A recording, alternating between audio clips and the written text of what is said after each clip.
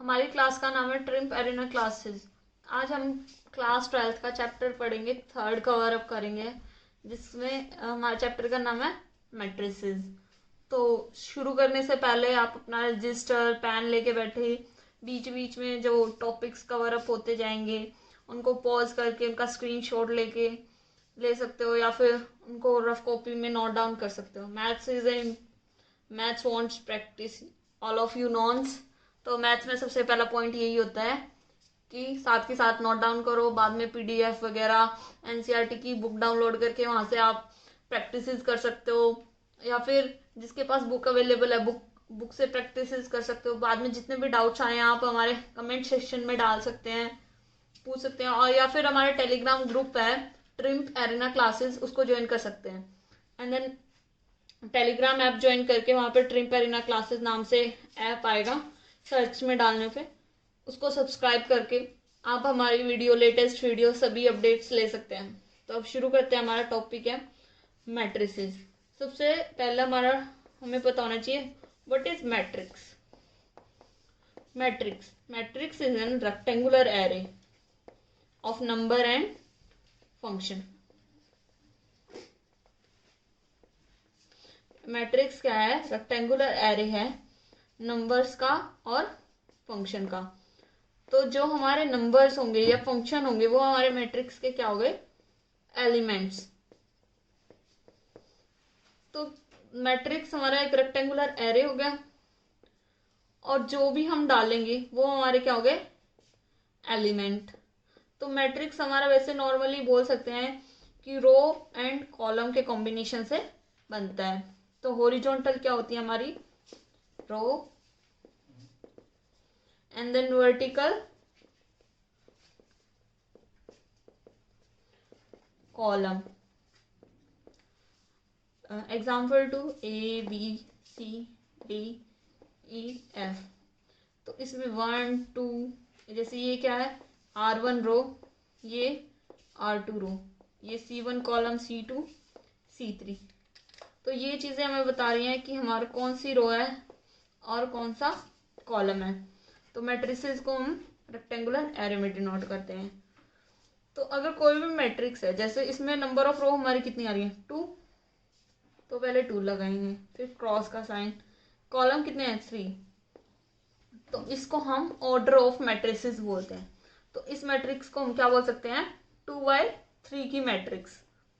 Read कैसे करेंगे इसको? 2/3 की मैट्रिक्स। कोई भी मैट्रिक्स है, जैसे एग्जांपल 2,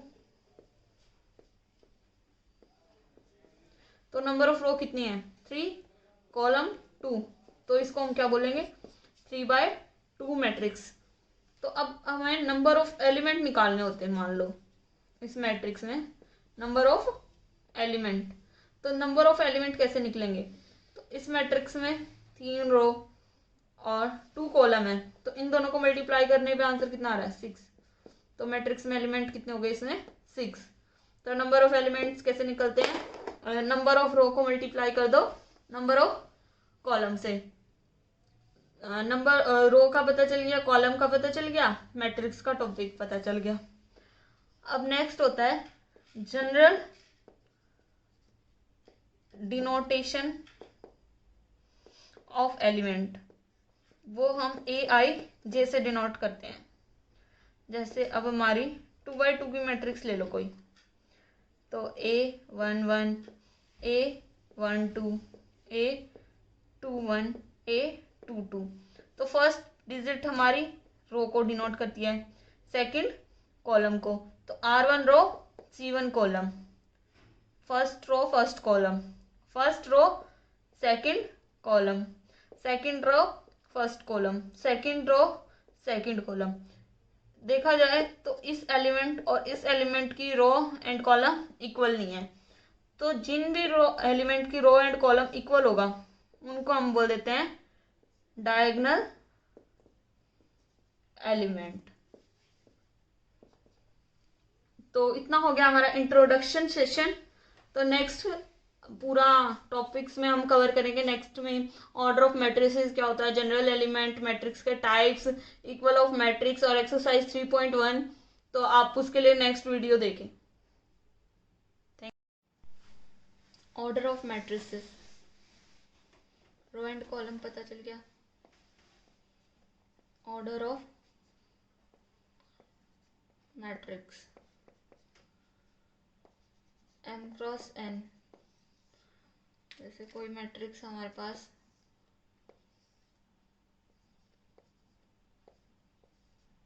तो इसको रो 1 है, रो 2 है, कॉलम 1 कॉलम 2, तो इसको हम 2x2 मैट्रिक्स बोलते हैं। तो इसको हम ऑर्डर ऑफ मैट्रिक्स बोलते हैं। तो नंबर ऑफ एलिमेंट कैसे निकालेंगे? Number of element in A matrices, number of element जैसे 2x2 की मैट्रिक्स थी तो दोनों को मल्टीप्लाई करने में कितना आ रहा है 4, तो टोटल एलिमेंट कितने हो गए 4। अगर 3x2 की मैट्रिक्स होती तो कोई इसमें कितने हो जाते 6। 3x3 की तो 9। तो that was order, that was element of matrix. Order of matrix हो गया, एलिमेंट ऑफ मैट्रिक्स। अब जनरल एलिमेंट्स की बात करते हैं, कैसे डिनोट करते हैं।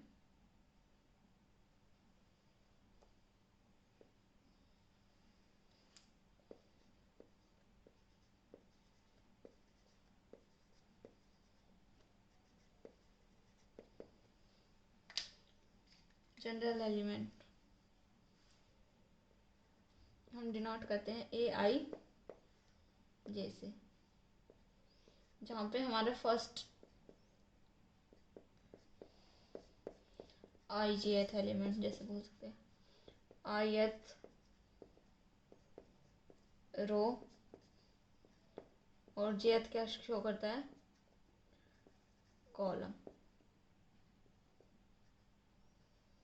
एक एग्जांपल से समझ आ जाएगा, जैसे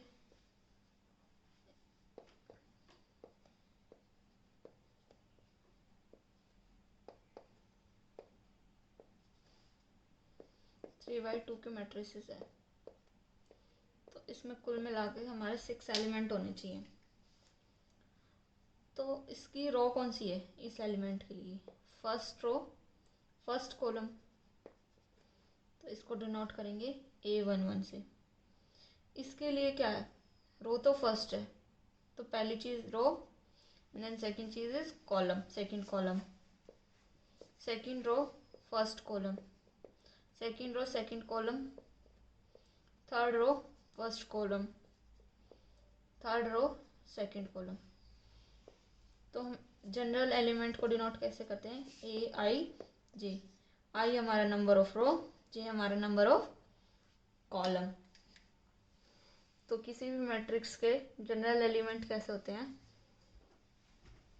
3x3 मैट्रिक्स मान लो, A11 A12 A13 A21 A22 A23 A31 A32 A33।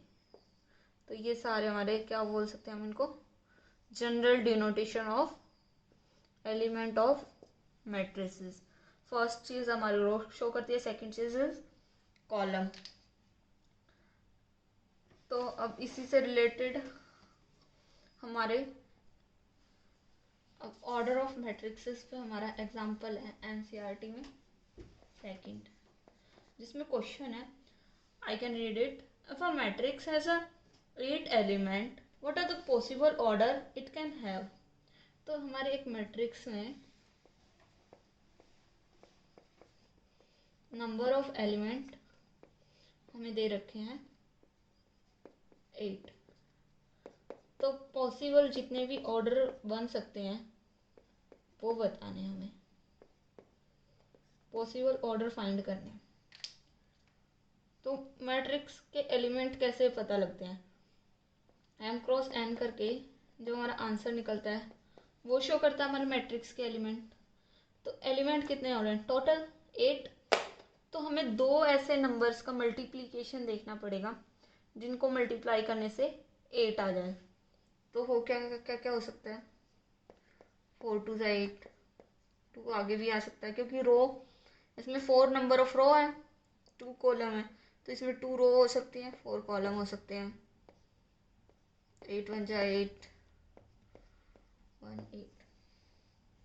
तो ऑर्डर पेयर क्या क्या बन सकते हैं? 4 ही हैं, इसके अलावा और पॉसिबल ऑर्डर नहीं है।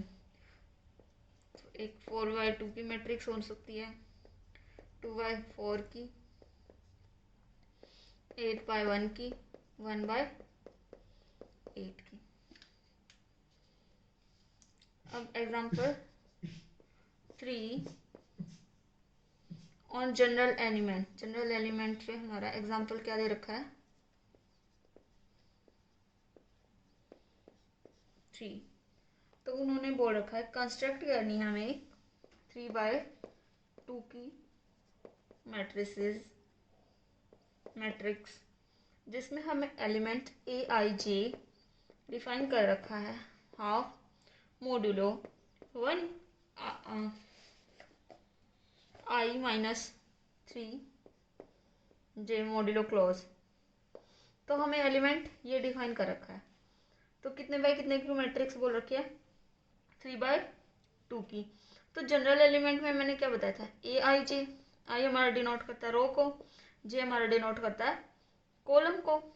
तो 3/2 की मैट्रिक्स में नंबर ऑफ रो कितनी होगी? 3 and the number of column 2। तो 6 एलिमेंट हो जाएंगे। जैसे फर्स्ट एलिमेंट क्या होता था हमारा? A11, ये वाला A12 क्योंकि ये 1 row first row second column में, A21, A22, A31, A32। तो अगर हम A11 लेके चले तो I की वैल्यू 1, J की वैल्यू 1, इसमें पुट करेंगे हाफ ऑफ 1 माइनस में 3 इंटू में 1, सोल्व करने पे आ जाएगा 1। सिमिलरली I की जगह 1 पुट करेंगे, J की जगह 2, तो आंसर आएगा 5/2। I की जगह 2, J की जगह 1, तो आंसर आ गया 1/2। I की जगह 2, J की जगह 2, तो आंसर आ गया हमारा 2। I की जगह 3, J की जगह 1, तो आंसर आ गया हमारा 0। I की जगह 3, J की जगह 2, तो आंसर आ गया हमारा 3/2। तो ऑर्डर ऑफ मैट्रिसेस पे हमारा क्वेश्चन हो गया कंप्लीट। नेक्स्ट टॉपिक पढ़ने से पहले हम रिमाइंडर कर लेते हैं हमने क्या क्या पढ़ा था। तो हमने सबसे पहले पॉइंट पढ़ा था what is matrices. Matrices is a rectangular array of number and functions. और नंबर ऑफ फंक्शन हमारे मैट्रिसेस के क्या होते हैं? एलिमेंट। अब अगर कोई भी मैट्रिक्स हमारे 3x2 की है तो उसके एलिमेंट कितने हो जाएंगे? 6। ये भी हमने पढ़ लिया। तो उसको हम ऑर्डर ऑफ मैट्रिसेस बोल देते हैं। टोटल नंबर ऑफ एलिमेंट 3/2 मतलब ऑर्डर ऑफ मैट्रिसेस, और जो 6 आया वो हमारे उसके नंबर ऑफ एलिमेंट हो गए। और जनरल एलिमेंट हमने क्या बताया था? Aij। आई हमारा डिनोट करता है नंबर ऑफ रो को, जे हमारा डिनोट करता है नंबर ऑफ कॉलम को। अब हमारा 4th टॉपिक होगा types of matrices. Types of matrices में हम पढ़ेंगे 7 type of matrices. First is row matrices, second column, and then third is square matrix, fourth is diagonal, and then इससे next is scalar, identity, next is what is zero matrices। तो सबसे पहला हमारा point है what is column matrices।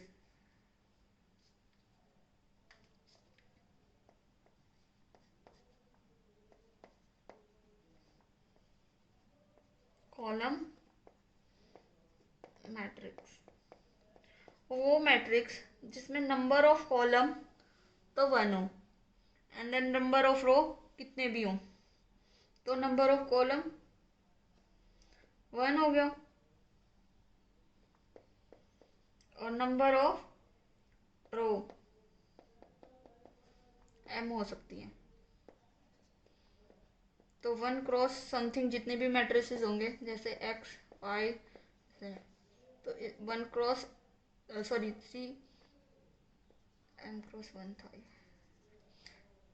ये हो गया हमारा 3 cross 1, sorry number of column 1 होना चाहिए, तो 3 क्रॉस 1 हो गया, तो दैट इज कॉलम मैट्रिसेस। या m क्रॉस 1 हो गया, वो क्या होती है, column matrices. Second is row matrix. जिस भी मैट्रिक्स में हमारे नंबर ऑफ रो तो 1 हो और नंबर ऑफ कॉलम कितने भी हो तो n भी हो सकते हैं, तो ये हो गई हमारी रो मैट्रिक्स। अब बाकी की अभी थर्ड हमारी है स्क्वायर मैट्रिक्स। एक स्क्वायर मैट्रिक्स क्या होती है, जिसमें नंबर ऑफ रो, जिसके मैट्रिक्स में नंबर ऑफ रो इक्वल आए नंबर ऑफ कॉलम के। 2x2 की मैट्रिक्स लगा लो, ABCD, तो ये कैसी हो मैट्रिक्स हो गई, स्क्वायर मैट्रिसेस। अब जितने भी diagonal, scalar, identity, zero matrix हम पढ़ेंगे, इन चारों में सबसे स्क्वायर मैट्रिक्स का यूज होगा। तो सबसे पहले पढ़ते हैं हम अब 4th नंबर पे diagonal matrix.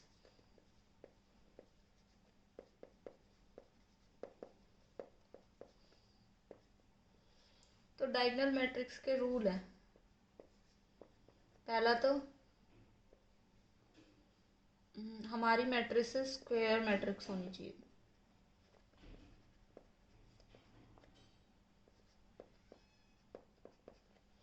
Second rule, diagonal element. अभी मैं आपको एक बार बताती हूँ डायगोनल एलिमेंट क्या होते हैं। पहले फिर सेकंड पॉइंट अच्छे से डिफाइन करेंगे। कोई भी एक मैट्रिक्स है तो हम उसके एलिमेंट कैसे डिनोट करते हैं, जैसे 2x3 की मैट्रिक्स है, A11, A2x2 की लगा लो, A11, A12, A21, A22। तो इस मैट्रिक्स में इसमें कौन कौन सा एलिमेंट है जिसमें number of row, number of column, ith row, ith column, jth column equal है, ith row jth column equal, ith row jth column equal. तो जिस भी एलिमेंट की वो जिस रो में लोकेट कर रहा है और जिस कॉलम में लोकेट कर रहा है, अगर दोनों इक्वल आ जाते हैं तो उनको हम बोलते हैं डायगोनल एलिमेंट। तो ये दोनों हमारे क्या हो गए, डायगोनल एलिमेंट। तो पहला पॉइंट तो हमने डायगोनल मैट्रिक्स के लिए बोला है कि डायगोनल मैट्रिक्स होनी चाहिए, स्क्वायर मैट्रिक्स होनी चाहिए, सॉरी। सेकंड, डायगोनल एलिमेंट्स के अलावा जितने भी एलिमेंट है सभी जीरो होने चाहिए। ऑल एलिमेंट इज जीरो, जहाँ पे हमारा वो AIJ जीरो होने चाहिए, जहाँ पे हमारा I और J क्या ना हो, आपस में इक्वल ना हो। और वो AIJ कुछ भी स्केलर, जीरो भी हो सकते हैं डायगोनल एलिमेंट भी, बट उसके अलावा डायगोनल एलिमेंट में भी जीरो हो सकता है, लेकिन उसके अलावा जितने भी एलिमेंट है वो तो पक्का डेफिनेटली जीरो होंगे। डायगोनल एलिमेंट के लिए कुछ कह नहीं सकते, जैसे 2x2 की मैट्रिक्स है, यहाँ पे 1 हो गया, ये जीरो होना चाहिए, ये भी जीरो होना चाहिए। यहाँ पे हम कुछ भी डाल सकते हैं, जैसे यहाँ पे हमने 2 डाल दिया, जीरो भी डाल सकते हैं। मैट्रिक्स हम कर रहे थे, तो डायगोनल मैट्रिक्स में हमने क्या पढ़ा था, पहले डायगोनल मैट्रिक्स में हमने सबसे पहले पढ़ा था कि वो एक क्या होनी चाहिए, स्क्वायर मैट्रिक्स। स्क्वायर मैट्रिक्स हमने पढ़ा था कि स्क्वायर मैट्रिक्स क्या होती है, जिसमें नंबर ऑफ कॉलम इक्वल हो नंबर ऑफ रो के। तो डायगोनल मैट्रिक्स होने के लिए सबसे पहले स्क्वायर मैट्रिक्स होना चाहिए। दूसरा हमारा पॉइंट था कि डायगोनल एलिमेंट्स के अलावा सभी एलिमेंट क्या होने चाहिए, जीरो। डायगोनल एलिमेंट में कुछ भी हो, 1 भी हो सकता है, 2 भी हो सकता है, कुछ भी हो, कोई भी नंबर हमारा हो सकता है। उसके अलावा जीरो भी हो सकता है कोई भी डायगोनल एलिमेंट, बट ये तो डेफिनेटली जीरो होने चाहिए डायगोनल एलिमेंट्स के अलावा। तो सेकंड पॉइंट क्या था हमारा, वो बी आई जेज जीरो होने चाहिए जिसमें आई नॉट इक्वल हो जे के। तो उसी मैट्रिक्स को हम क्या बोलते हैं, डायगोनल मैट्रिक्स। जैसे 3x3 की मैट्रिक्स ले लेते हैं एज एन एग्जांपल। तो 3x3 की मैट्रिक्स है, 3 रो हो गई हमारी और 3 कॉलम हो गए, स्क्वायर मैट्रिक्स तो हो ही गई। अब नेक्स्ट पॉइंट आता है, ये A11, ये A1, A22, ये A33 एलिमेंट है। ये बाकी के जितने भी हैं इनमें आई और जे इक्वल नहीं है, तो ये क्या होनी चाहिए, जीरो। इन पे कुछ भी हो सकता है, यहाँ पे हमारी 1 2 3 कोई भी वैल्यू हो सकती है। तो कहने का मतलब ये है कि यहाँ पे 3x3 की मैट्रिक्स में इसके अलावा जितने भी एलिमेंट बचते हैं सारे जीरो होने चाहिए। तो ये हो गई हमारी डायगोनल मैट्रिक्स। तो अब जब नेक्स्ट हम टॉपिक पढ़ते हैं स्केलर मैट्रिक्स का या आइडेंटिटी मैट्रिक्स का या जीरो मैट्रिक्स का, उसके लिए हमारा मैट्रिसेस पहले डायगोनल होना ज़रूरी है और फिर स्क्वायर होना भी ज़रूरी है। डायगोनल होगा तो स्क्वायर भी होना चाहिए। तो नेक्स्ट जो हमारा टॉपिक है स्केलर मैट्रिक्स,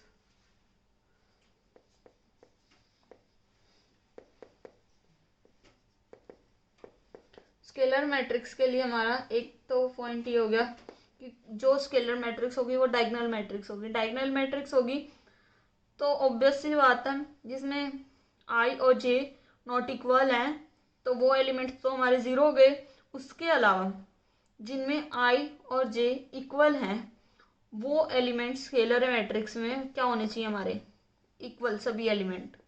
डायगोनल एलिमेंट सभी क्या होने चाहिए, इक्वल। तो सेकंड पॉइंट क्या हो गया, पहला तो ये हो गया वो एक डायगोनल मैट्रिक्स होना जरूरी है। डायगोनल मैट्रिक्स होने के साथ साथ जो उसके डायगोनल एलिमेंट्स होंगे वो ऑल आर क्या होने चाहिए, इक्वल। जैसे एक 3x3 की मैट्रिसेस ले लेते हैं, इसमें डायगोनल एलिमेंट्स तो हमारे क्या होने चाहिए, जैसे √3 अगर हम डालते हैं तो सभी √3 होने चाहिए, बाकी का तो ज़ीरो है क्योंकि डायगोनल मैट्रिक्स में नॉन डायगोनल एलिमेंट्स तो ज़ीरो ही होंगे। तो ये हो गई हमारी स्केलर मैट्रिक्स। और एग्जांपल में 2x2 की मैट्रिक्स ले लो, तो इसमें डायगोनल एलिमेंट दोनों 4 4 सेम है, यहाँ ज़ीरो हो गया। तो ये इन दोनों मैट्रिक्स में डिफरेंस बस यही है कि किसी भी डायगोनल मैट्रिक्स को हम स्केलर नहीं बोल सकते, लेकिन हम स्केलर को डायगोनल मैट्रिक्स बोल सकते हैं। क्यों, क्योंकि डायगोनल मैट्रिक्स तभी स्केलर होंगी जब उसके डायगोनल एलिमेंट क्या होंगे, सेम। अगर ये हमारे तीनों एलिमेंट 2 2 हो जाते तो डायगोनल मैट्रिक्स हो जाती। अगर 3 3 हो जाते, सॉरी, तो ये डायगोनल मैट्रिक्स स्केलर मैट्रिक्स हो जाती। अगर 4 4 हो जाते तो स्केलर मैट्रिक्स हो जाती। अब हमारा नेक्स्ट टॉपिक है identity matrix. Identity matrix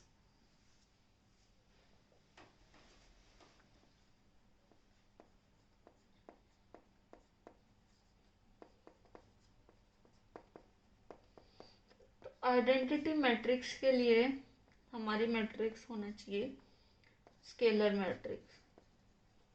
scalar matrix में क्या था, एक स्केलर मैट्रिक्स क्या होनी चाहिए हमारी, सबसे पहले स्केलर मैट्रिक्स के रूल क्या क्या थे कि उसके नॉन डायगोनल एलिमेंट्स तो ज़ीरो होने चाहिए और डायगोनल एलिमेंट्स क्या होने चाहिए, सेम। और अगर हमारे डायगोनल एलिमेंट्स सेम तो होंगे, अगर वो डायगोनल एलिमेंट्स सेम हैं और उनमें वैल्यू सेम, डायगोनल एलिमेंट्स में ओनली 1 1 1 है तो वो हमारी आइडेंटिटी मैट्रिक्स बन जाता है। तो डायगोनल एलिमेंट्स सेम तो होने चाहिए लेकिन उनकी वैल्यू क्या होनी चाहिए, डायगोनल एलिमेंट्स की वैल्यू क्या होनी चाहिए, 1, सिर्फ 1। तो उस मैट्रिक्स को हम क्या बोल देते हैं, आइडेंटिटी मैट्रिक्स, उसी स्केलर मैट्रिक्स को हम आइडेंटिटी मैट्रिक्स का नाम दे देते हैं। जैसे 2x2 की कोई मैट्रिक्स है तो ये नॉन डायगोनल एलिमेंट्स 0, तो डायगोनल एलिमेंट्स 1 1। कोई भी 3x3 की मैट्रिक्स का एग्जांपल लें तो 1 0, ये भी 0। तो ये हो गई हमारी आइडेंटिटी मैट्रिक्स। नेक्स्ट है हमारा जीरो मैट्रिक्स। जीरो मैट्रिक्स वो मैट्रिक्स जिसके एलिमेंट सभी जीरो, और वो स्क्वायर तो होनी ही होनी चाहिए, और लेकिन जिसके सभी एलिमेंट क्या हो गए जीरो, तो वो हमारी क्या हो गई जीरो। जीरो मैट्रिक्स के लिए पहला पॉइंट क्या है, वो क्या होनी चाहिए स्क्वायर मैट्रिक्स। स्क्वायर मैट्रिक्स क्या होती है, जिसका number of rose number of column equal हो। स्क्वायर मैट्रिक्स हो गई तो वो जीरो मैट्रिक्स अपने आप ऑटोमेटिकली तब हो गई जब उसके सारे एलिमेंट क्या हो जाए zero, that is known as zero matrix. तो हमने सबसे पहले अब एक बार रिव्यू कर लेते हैं जितने टाइप की मैट्रिक्स पढ़ी थी। सबसे पहले रो मैट्रिक्स। रो मैट्रिक्स क्या थी, जिसमें नंबर ऑफ रो 1 हो, कॉलम m n जितना भी हो चल जाएगा। और फिर आती है कॉलम मैट्रिक्स। कॉलम मैट्रिक्स में जिसमें नंबर ऑफ रो n हो,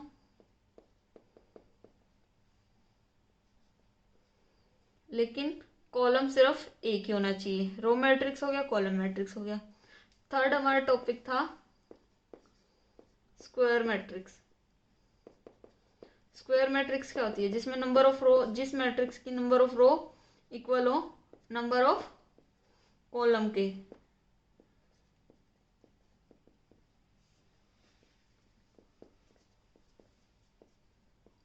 वो क्या हो गई स्क्वायर मैट्रिक्स। फोर्थ पॉइंट था हमारा डायगोनल मैट्रिक्स।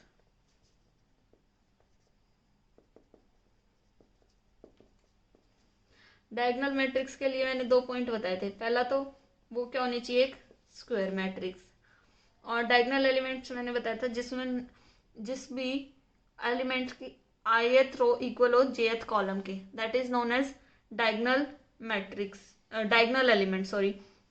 तो हमारे डायगोनल एलिमेंट्स क्या होने चाहिए, जीरो नहीं होना चाहिए, मतलब जीरो हो सकता है एक भी, बट डायगोनल एलिमेंट के अलावा सभी एलिमेंट डेफिनेटली जीरो होने चाहिए। ये क्या हो गई हमारी डायगोनल मैट्रिक्स। अब थर्ड थी हमारी, डायगोनल मैट्रिक्स के बाद आती है हमारी स्केलर मैट्रिक्स। एक स्केलर मैट्रिक्स कब हो सकती है, कोई भी डायगोनल मैट्रिक्स से हमारी क्या हो सकती है स्केलर मैट्रिक्स। स्केलर मैट्रिक्स में क्या होता था कि हमारे डायगोनल एलिमेंट क्या होने चाहिए सेम, उसके अलावा नॉन डायगोनल एलिमेंट क्या होने चाहिए जीरो। वो क्या हो गई हमारी स्केलर मैट्रिक्स। अब आती आइडेंटिटी मैट्रिक्स। आइडेंटिटी मैट्रिक्स के लिए हमने क्या पढ़ा था, आइडेंटिटी मैट्रिक्स क्या होनी चाहिए एक, सबसे पहले स्केलर मैट्रिक्स। स्केलर मैट्रिक्स वो होती है जिसके डायगोनल एलिमेंट्स क्या हो सेम हो, लेकिन हमारी आइडेंटिटी, किसी भी स्केलर मैट्रिक्स को तभी हम आइडेंटिटी मैट्रिक्स बोलते हैं जब उसके डायगोनल एलिमेंट्स क्या हो वन, ओनली वन। तो वो क्या हो गई हमारी आइडेंटिटी मैट्रिक्स। अब आती है जीरो मैट्रिक्स। जीरो मैट्रिक्स के लिए सबसे पहला पॉइंट है वो स्क्वायर मैट्रिक्स होनी चाहिए। सेकंड पॉइंट उसके सभी एलिमेंट क्या होने चाहिए जीरो, और element is zero, that is zero matrix. तो हमने 7 टाइप्स की मैट्रिसेस पढ़ ली हैं। अभी जितना भी ये कराया है मैट्रिसेस के टाइप, या तो आप पॉज करके इनको नोट डाउन कर सकते हो या फिर आप स्क्रीनशॉट ले सकते हो। अभी नेक्स्ट टॉपिक पे चलते हैं। हमारा टॉपिक है हमारा इक्वल मैट्रिक्स।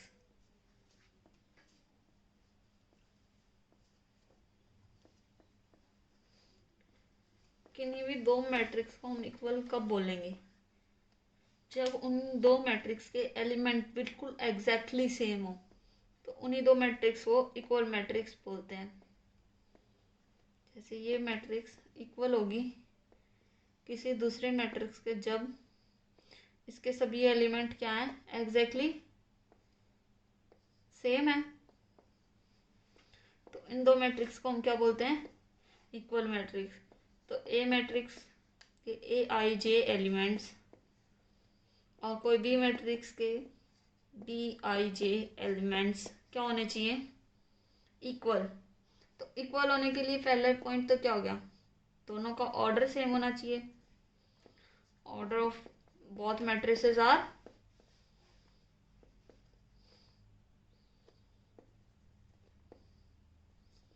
ऑर्डर इक्वल होना चाहिए, पहला पॉइंट तो ये हो गया। अब भाई ऑर्डर इक्वल हो गया तो सेकेंड पॉइंट क्या है, Aij एलिमेंट इक्वल होना चाहिए Bij के। तो दो मैट्रिक्स को हम क्या बोल सकते हैं, इक्वल।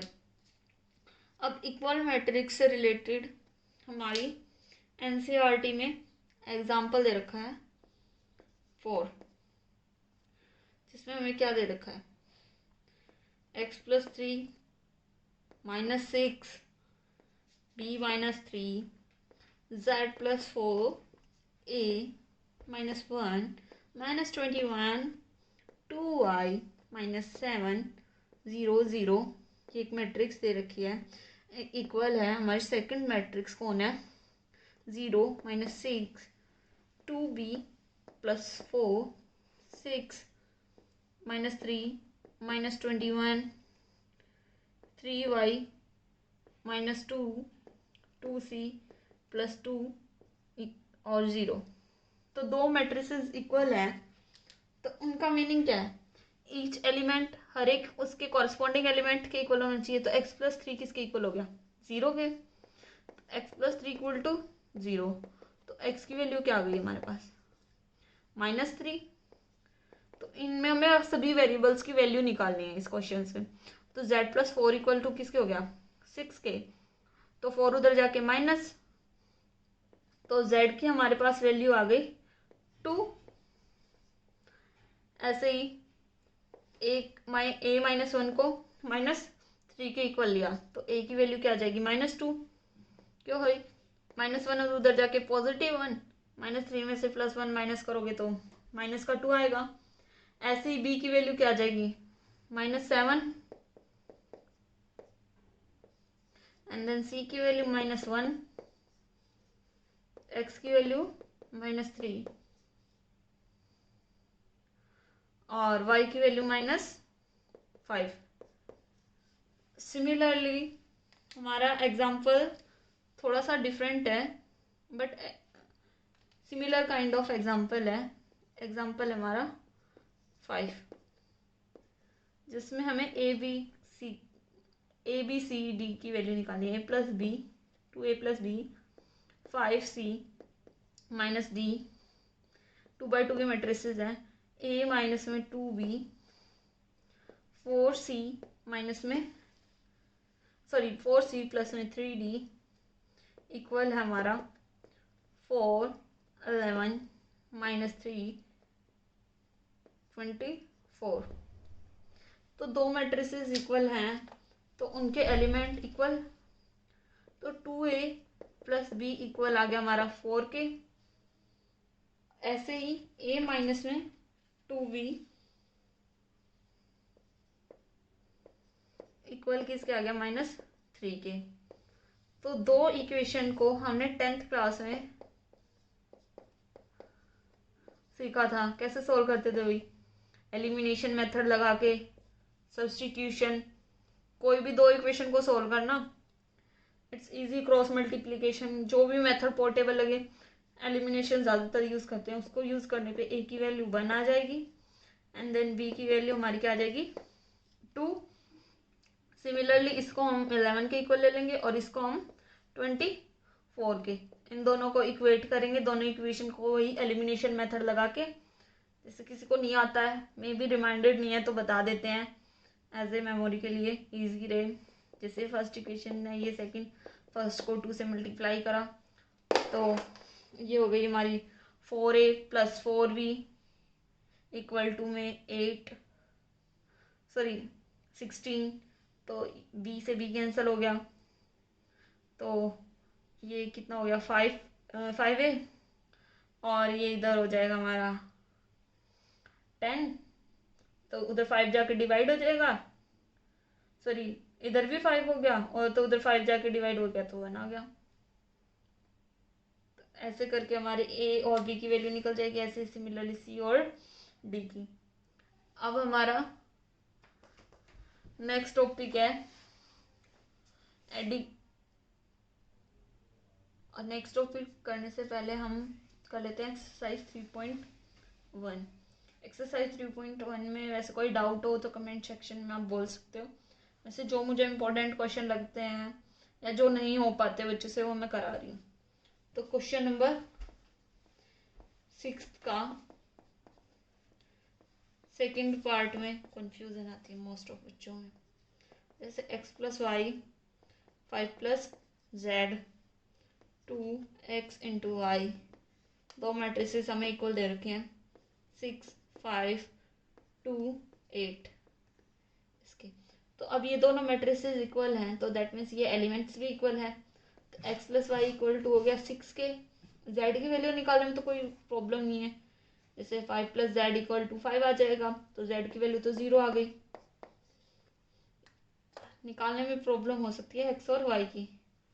तो प्रोडक्ट कितना दे रखा है 8 सम 6। तो यहाँ से हमारी अगर देखा जाए तो x की वैल्यू क्या निकल सकती है 6 माइनस वाई। तो x की जगह हम क्या रख सकते हैं 6 माइनस वाई इंटू में y इक्वल टू में 8। तो यहाँ पर हमारी क्या बन गई एक क्वाड्रेटिक इक्वेशन। क्वाड्रेटिक इक्वेशन में क्या बन गया वाई स्क्वायर माइनस में 6y और माइनस वाई स्क्वायर माइनस में 6y प्लस में 8 इक्वल टू में 0। तो वही इसके फैक्टर करेंगे।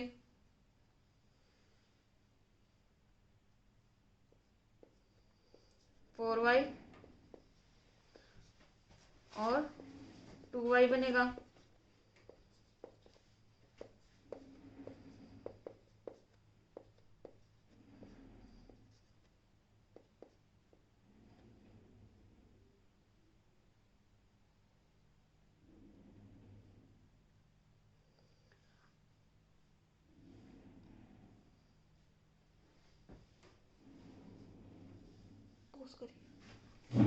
हेलो एक सेकेंड। y माइनस में 4 इक्वल टू में 0। तो y माइनस में 4 y माइनस में 2 इक्वल टू में 0। तो y की वैल्यू एक तो हमारे पास 4 हो गई, एक हमारे y की वैल्यू 2 होगी।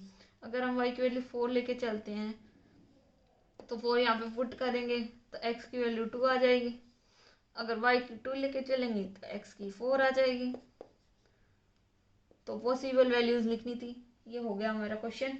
एंड देन इसका थर्ड पार्ट में डाउट आता है बच्चों को मोस्ट ऑफ 6th का। इसमें क्वेश्चन क्या है x plus y plus z x plus z y plus z, ये मैट्रिक्स इक्वल है हमारी 9 5 7 इस मैट्रिक्स के। तो x plus y plus z किसके इक्वल हो गया हमारा 9 के, और x प्लस जेड किसके इक्वल है 5 के। तो x प्लस जेड की जगह 5 रख सकते हो। तो यहाँ से हमारी y की वैल्यू 4 आ गई। अब ऐसे ही y की वैल्यू 4 आ गई, 4 यहाँ पे पुट कर लो। y प्लस जेड क्योंकि 7 दे रखा था, यहाँ से z की आ गई। अब z वाली को इसमें पुट करके x की निकाल लो, सिमिलर काइंड ऑफ। तो हमारा फर्स्ट चैप्टर में फर्स्ट एक्सरसाइज में अभी कोई और डाउट हो तो बाद में डिस्कशन करेंगे।